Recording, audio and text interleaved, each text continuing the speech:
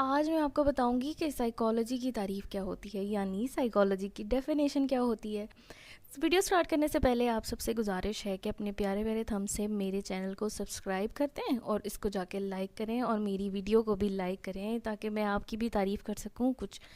मेरी वीडियो आज स्टार्ट करने से पहले मैं आपको बताऊंगी डिफ़ाइनिंग साइकोलॉजी। साइकोलॉजी को हम डिफ़ाइन किस तरह से कर सकते हैं। जी, साइकोलॉजी क्या है? साइकोलॉजी को बेसिकली हम आसान लफ्ज़ों में अगर समझें हमारी आसानी के लिए मैं आपको बता दूं कि साइकोलॉजी को हम उर्दू में नफ्सियात कहते हैं। ठीक है, मतलब साइकोलॉजी क्या है? नफ्सियात है। अब बेसिकली मैं आपको सबसे पहले आपको ये पता होना चाहिए कि साइकोलॉजी का वर्ड क्या है, इसके वर्ड की मीनिंग क्या है। The word psychology is drive from two Greek words. मतलब साइकोलॉजी का जो वर्ड है वो टू ग्रीक वर्ड से ड्राइव हुआ है। फर्स्ट है साइकी एंड दूसरा है लोगस। साइकी का मतलब होता है सोल और लोगस का मतलब है टू स्टडी। मतलब के इजी वे में हम किस तरह कह सकते हैं, साइकोलॉजी वर्ड का मीनिंग है टू स्टडी द सोल। ठीक है, उसके बाद जी बेसिकली जो साइकोलॉजी है उसका ओरिजिन क्या था, मतलब साइकोलॉजी का ख्याल कहाँ से आया, साइकोलॉजी डेवलप कहाँ से हुई है। साइकोलॉजी बेसिकली डेवलप हुई है ग्रीक फ़िलासफ़र से। ग्रीक फ़िलासफ़र जो थे उन्होंने सबसे पहले बात की थी सोल के बारे में, सबसे पहले बात की थी माइंड के बारे में।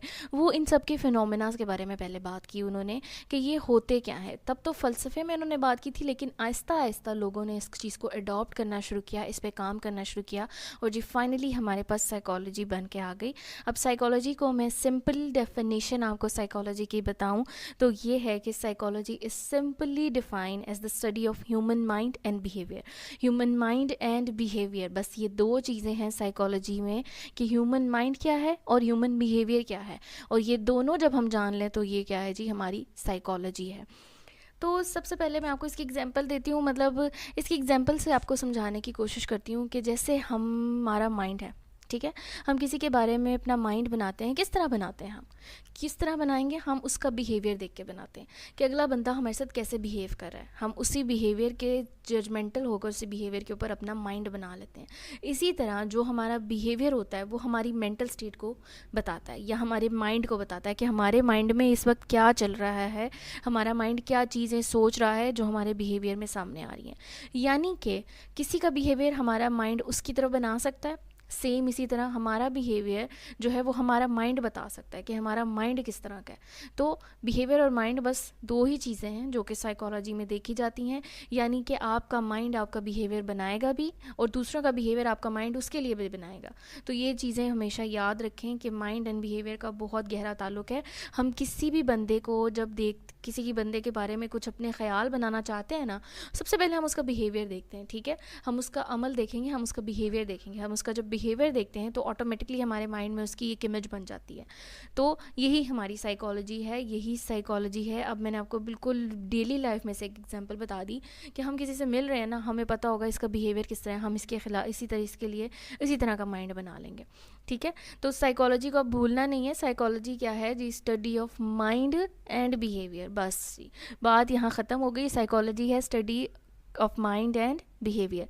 सो मेरी नेक्स्ट वीडियो में मैं आपको बताऊंगी when psychology become a science and who is William Wundt. तो ये इंपॉर्टेंट होगी आपके लिए बहुत ज़्यादा फ़ायदेमंद होगी।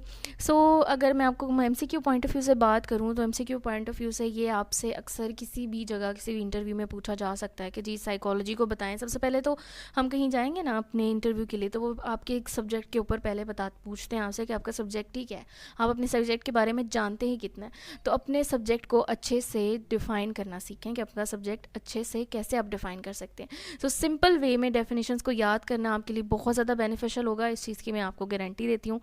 इससे पहले कि आप बोर हो जाएं, हम वीडियो को एंड अप करते हैं और इसके लिए मेरी नेक्स्ट वीडियो का आप इंतज़ार कीजिएगा।